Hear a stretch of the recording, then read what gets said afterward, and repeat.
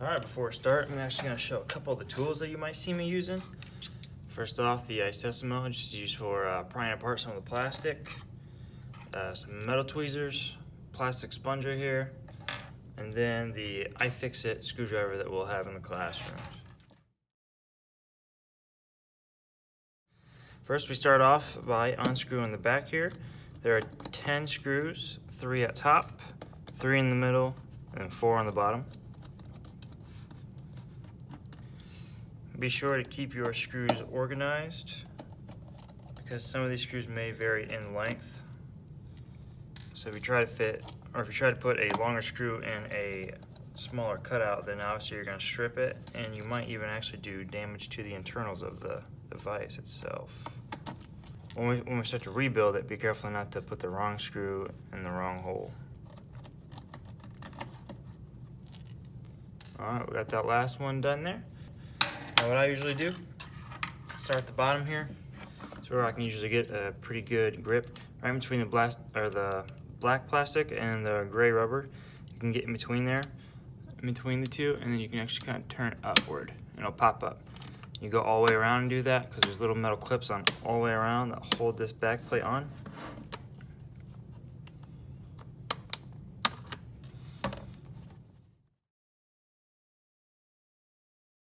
Here you have everything. The first thing you need to do is come over to the battery here, unplug it. I usually can get pretty good leverage by holding on to this black piece here, this little black plastic piece, and you can kind of just wiggle and pull back towards you, and it'll come apart just like that. Then what I like to do is I work on the battery first, the biggest thing to get it out. The only thing you got to pay attention here is this ribbon cable here that connects to the daughterboard is adhesive down to the battery. So that's something you're going to want to pry up and be real cautious because you can tear that. So what I do is take the plastic sponger and kind of like just saw it across. Eventually it'll pry up like that. It's alright if it sticks back down. But the 4 screws holding in the battery are here, here, here, and here. Go ahead and take those out. Those are necessary to come out before you can take out the battery.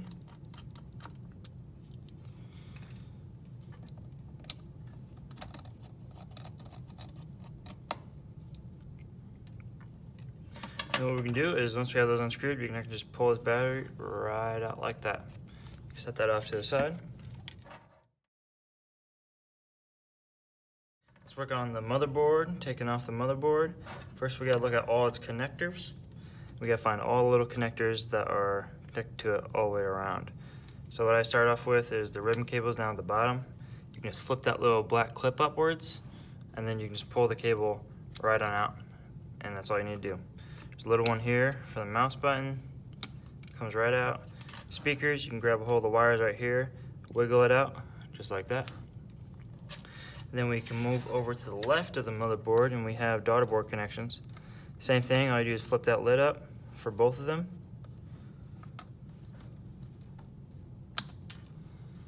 And then you can just pull right out, just like that. Same on this other one here. At the top we have the charger port connector here. Pull it right out just like a Lego. Then our very last one here we have is the display LCD cable, and that one pulls right out just like that. Now we can make our way up to the Wi-Fi card, which it has just one screw holding it down. That's on the left side of the Wi-Fi card. And then it has 2 antennas right here, a white and a black. Those need to come off. Pay attention to which one was on top, which one was on bottom, because that is crucial. And then what you can do is you can just wiggle it out, pulling it to the left just like that, it comes right out. Put that next to the screw that you took out with it. Then we can move on to the motherboard's screws itself. Everywhere you see a little white arrow on the board, there is going to be a screw designated to it. We can take those out.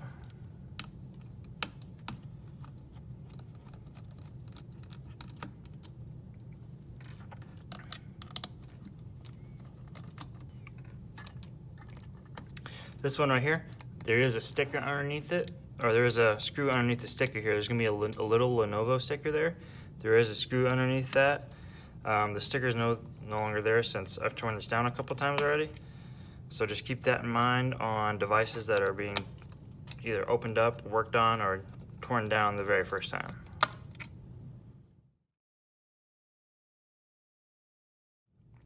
Now the only thing holding down this motherboard is on the right side. There's an I/O shield that's securing the, what is it? We got a USB 3.0 and a USB-C. It's securing those two down. And there's 3 screws on them, one on top, one in the middle, one on the bottom. Those do need to come out before you can take off the motherboard.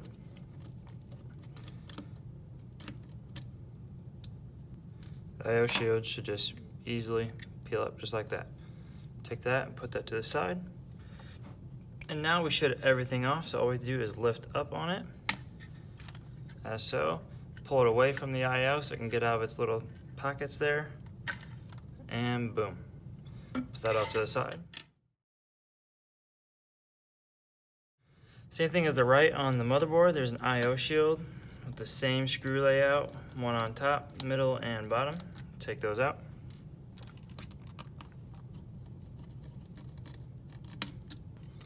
Then that I/O shield will come right out, as so. Put it to the side.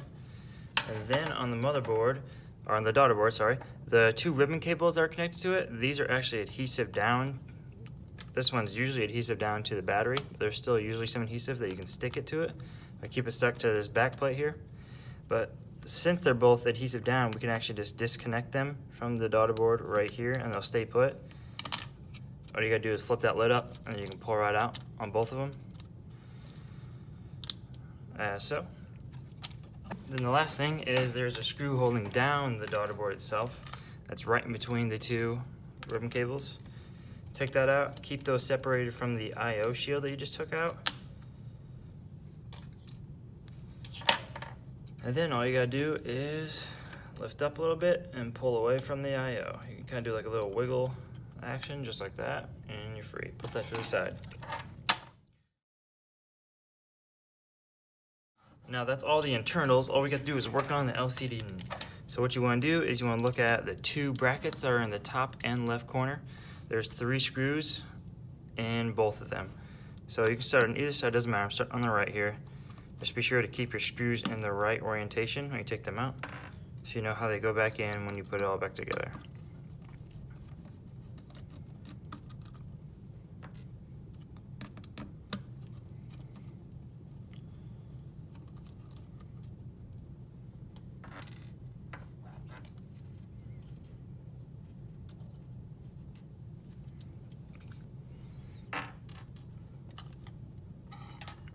All right, now with all of those, this might be hard to do on the camera here, but we're actually gonna lift up the bottom lid here. So what I'm doing is I'm actually lifting up the bottom lid, and this is gonna pry back the two plastic pieces on the actual, not the bezel, the bracket that spins backwards for the screen. So that if you push all the way back like that, they'll unlock. Not really unlock, but make it easier for you to pull this apart. And you can tell because on the right side here, it literally just pulls apart just like that. Left side can be a little trickier, but if you just wiggle with it, you can make it work. So get the right side out, and then this one, you can make it work. If you need to, you can bend it back farther. And that's actually a good key. Right here, the antennas, those are gonna get you caught up. Totally skipped that my part. They're in this little track here that you can just pull out, and then they're free like that. So the bottom part, that's free now. You can put that to the side. Now we can move on to the actual LCD.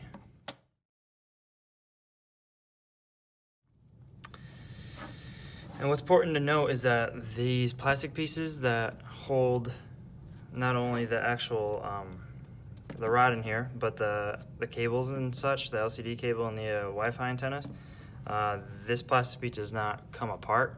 On some older Chromebooks, this actually comes apart, but on this one, it's one whole solid piece, so we can't actually separate that unless we crack the plastic.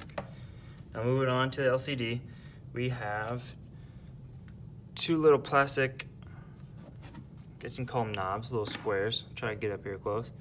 Underneath both of these, there's one on the right, and there's one on the left over here. Underneath both of those, there are hidden screws. So what we need to do is peel those up like so. Put those off to the side.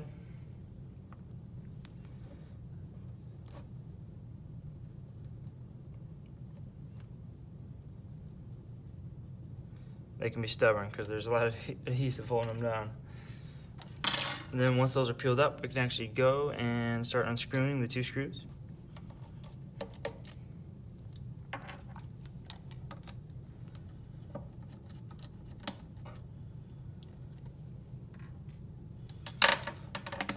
Now once you have the two screws off, what you can do is underneath the, let me peel this back a little bit. Underneath this little plastic border that we just, underneath this plastic border that we just unscrewed, you can get in between the rubber and the black plastic border like you did on the back casing, and you can peel upwards like that. And then you can go all the way around doing so. You'll hear it click out of place.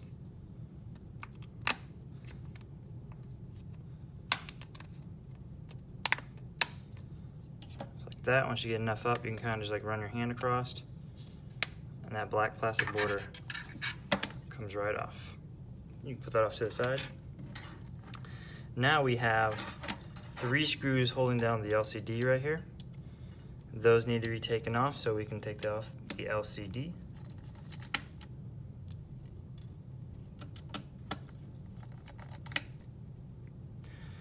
All right, and this is gonna be, I guess, the weirdest thing to do. I was trying to actually get in between the screen and the bezel and like prying upward all the way around, kind of like we did with the long plastic bezel. I thought that was what was holding it in, some plastic hinges, but it's actually not. What it is, if you put pressure down and slide downward, you'll see the screen start to unlock.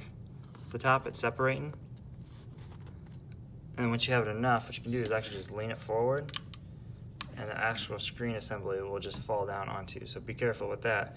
Don't let the LCD just fly down and shatter it. But once you just pull down like that, it unlocks and you're free to lift it out of that little shell here. And you can see down at the bottom here, we have the LCD connector with some adhesive over it. And I'm not gonna take that apart because it'd literally just be me putting it back on.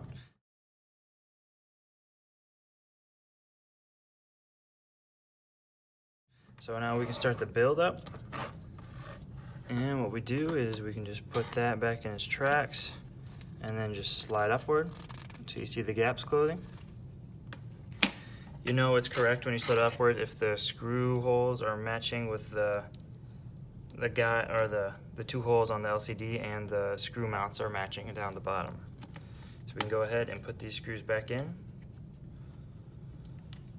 Now when you're putting screws back in, what I was always taught is that you need to turn to the left until you hear a click like that, and then you can turn to the right. Otherwise, if you just start turning to the right immediately, you can actually strip the mounting or the standoffs for the screws, and that can cause problems later on if you need to do multiple repairs on a device. So LCD is complete there. No, it is not. My bad. We have this plastic bezel. Let's get that thing on there real quick. Plastic bezel, putting it back on, you can actually just clip it on. It came off just from plastic clips, so it goes on just the same way. It clips in by little plastic clips.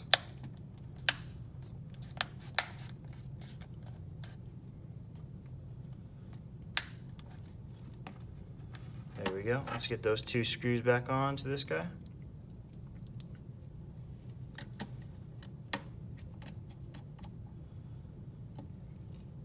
And then we can put those plastic little pieces back on.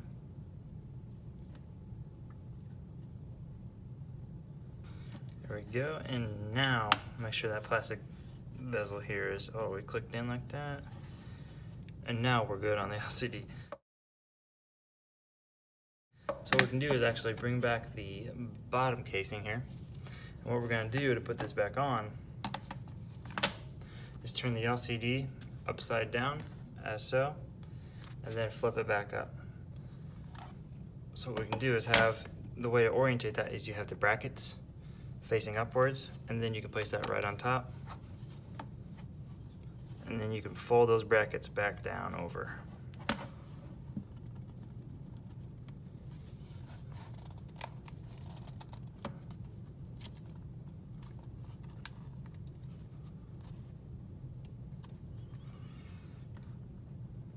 This one's a little tricky to do.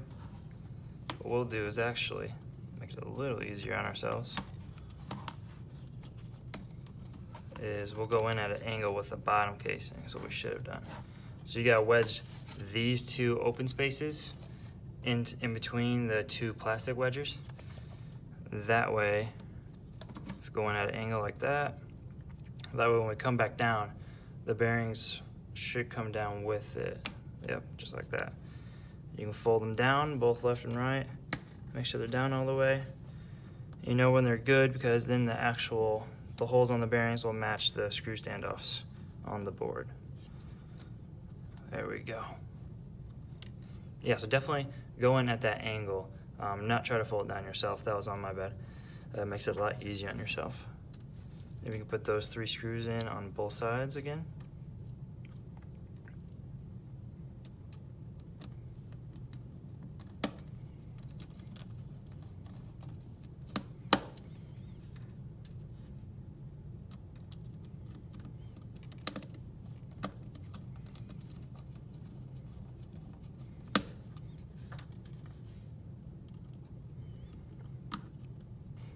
Another tip on these guys, on the actual bracket mounts up here, is that both of them have one in the corner there. So the right one has one in the top right, the left has one in the top left. Do not put one of your 3 screws into that hole, because that is actually a hole for the back casings, or on the bottom casing.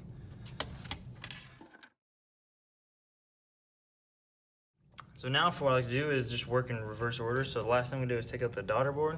So that's gonna be the first thing that we do on this, is put the daughterboard back in. Let's go in at an angle. On this side, I found it easier if you try to get the USB-C port in first and then wedge in, because the USB-C can be kind of finicky for some reason for me.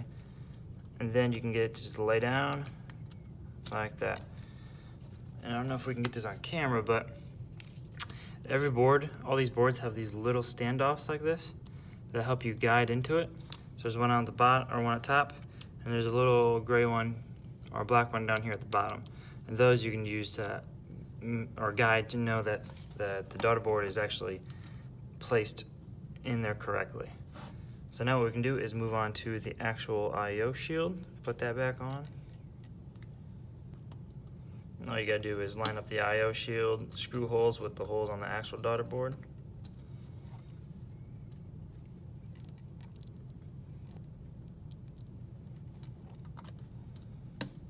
And if you're having trouble keeping the I/O shield steady, what you can do is you can actually put the screw in that holds down the daughterboard itself in first. I actually skipped over that step real quick, so I'm gonna put the screw in now. That would help with stability if the daughterboard's moving on you. But those standoffs I showed you, the 2, one on top, one on bottom, those should be enough to keep the daughterboard from slipping around. Should be enough to keep them from like slipping around, so you can't put that on the I/O shield. So next, pull out these cords. They can get stuck underneath the daughterboard, so just take your metal prongs, be real careful because they're ribbon cables. Pull them upward from underneath the board, like that. What we can do is just make sure the black lip is pushed upward. And I'm gonna need my tool here. There we go. And then on all of these little ribbon cables, you can see they have a little black line. All you gotta do is make sure that lip, when it folds over, is pretty much parallel with that black line. That's how you know that these are plugged in correctly. And these guys, it's kind of hard to teach a right way. This is something you just gotta do and trial and error. Just because these are so thin and so finicky. You just gotta learn from trying it, really. So that one is in correctly. Moving on to the top one. This guy's a little tougher just because it is a thicker cable, so it's harder to move. There we go, we got that one in all done. And the daughterboard is complete. So now we can move on to the motherboard installment.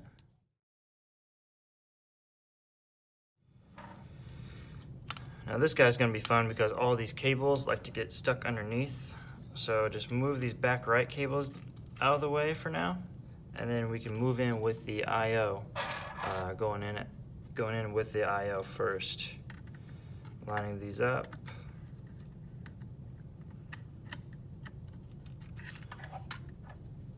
Make sure those are in there.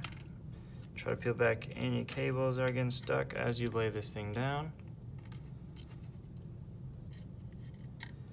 And I think we're good, yep. And another one of those standoffs for you, just so you know that you have it in correctly, is down here at the bottom. There's a black standoff. That's why you want to start with putting in the I/O first, because that way you can line it up with that standoff and it makes it a lot easier on yourself. Alright, so what we can do now is put on the right I/O shield.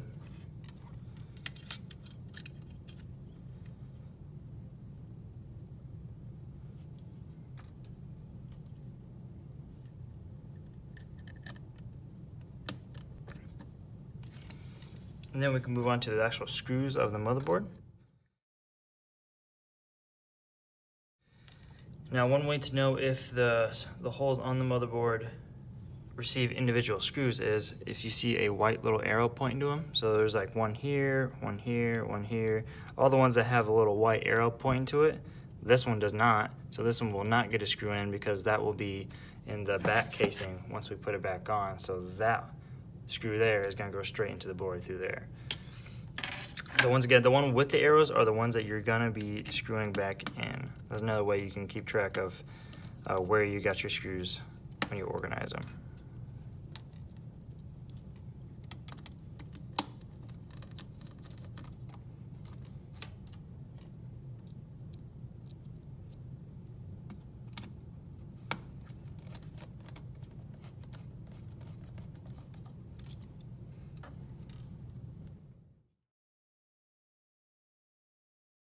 With the motherboard screws down, we can go head over to the Wi-Fi chip.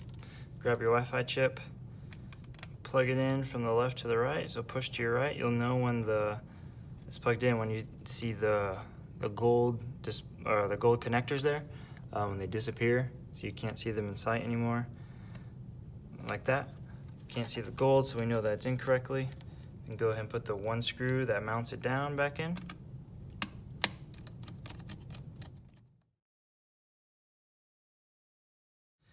And now we can move on to the actual reconnecting of the cables. So I start down at the bottom.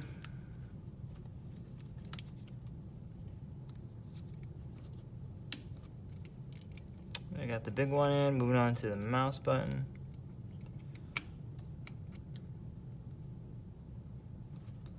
Mouse button could be finicky because it's so tiny.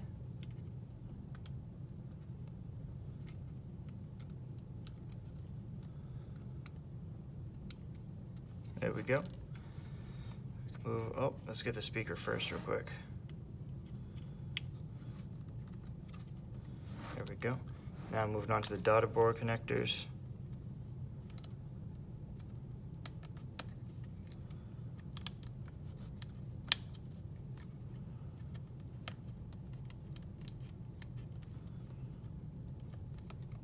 That. Then the second Daughterboard connector. This one can be difficult just because that ribbon cable is so thick that it does not like to move willingly. There we go. Move up top to the charge port connector. This is another one of those thin ones, so it might be a little difficult to push in.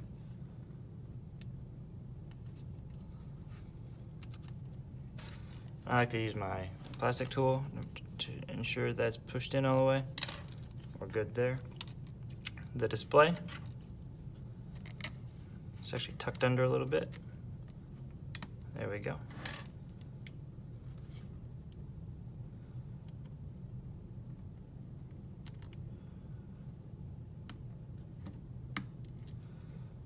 And we're good there. Then we can move on to the antenna. The antenna is the fun part because as we took off the LCD, we knew that, or we saw that it was in those tracks. So we actually had to put those back into those plastic tracks just so we can keep the tension, or so we can keep tension on it. So it's hard to show on camera, but there's some plastic tracks down in here where, let's get some light, there we go, where you actually have to feed this cable through just so we can, like I said, keep that tension, and just so the cables aren't just floating around in the casing, because then they'll just get smashed when we put the back casing back on. So these guys can be fun to mess with. Like that. And like I said, you need to remember how they came apart. So white was on top, black was on bottom, and then you actually have to plug them back into, well, where you plugged them out of. And those are the white ones on top there, and the black ones on the bottom. These little knobs here at the top left corner of the Wi-Fi card. And these guys can be finicky, just because they're usually pretty difficult to clip back on in. There we go, there's the white one, and then the black one.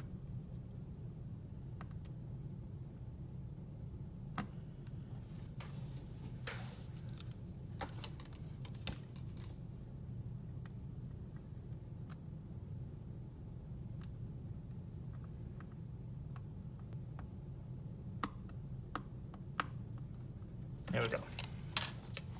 Yeah, so those can be a little difficult. Be sure not to push too hard on them, because you can bend that pin there, and once you bend that pin, it's all over. So now we can move on to the battery.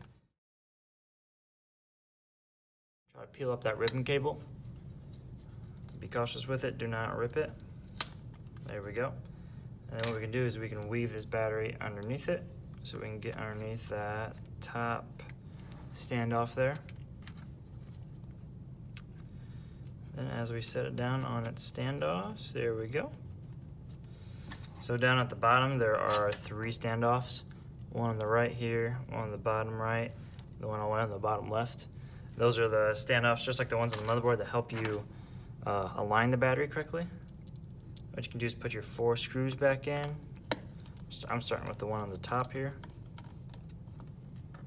Then I'll work clockwise.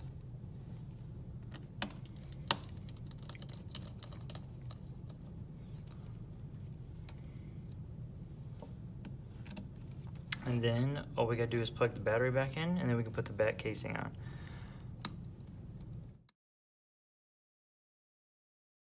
Now, one thing I did not do in this teardown is I did not disassemble the speaker units. So I'll show you. The speaker units are these 2 pieces here, and they're held in by 2 screws, one on top, one on bottom on both units. And the reason I didn't, because I'll take out the pin to show you, just like how we had those tracks for the antenna up here that are a little finicky to get around, the speaker one has almost like 20 times those. So the speakers literally would just be unscrewed and pulled out, and then this black and red little rope you see down here at the bottom, here we go, it's just woven in between all these plastic little lips all the way, and then it connects to the next one, and then that one connects to the motherboard. So it's literally just unscrewing those 2 and then pulling them out, and then pulling them out of the little clips, and then they'll come free. And the reason I didn't do it now is because that would take up another almost 20 minutes, because it's not the most fun thing to do is put this back in the track, so I try to avoid that. But there are going to be some speaker units where we might have to fix in the school year, so that is something we need to know how to do. But it's pretty straightforward. It's just one of those tedious things that takes a lot of time, so I'm just skipping around that for now. What we can do, last part now, is just put on that back, or the bottom casing, and then just put the screws back in order.